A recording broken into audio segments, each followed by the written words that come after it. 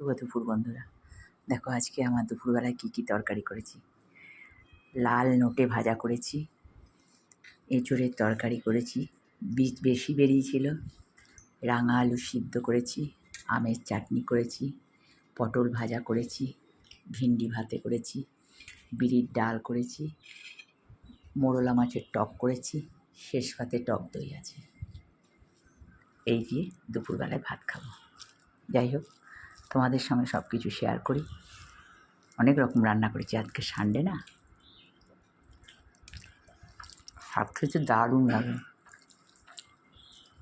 বিশেষ করে যদি একটু সর্ষে আর পোস্ত ফোড়ন দাও আর কাঁচা লঙ্কা, জমে খির।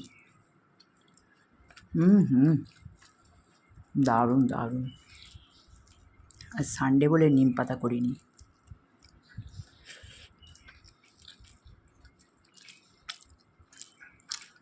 দারুণ খেতে হয়েছে শাকটা।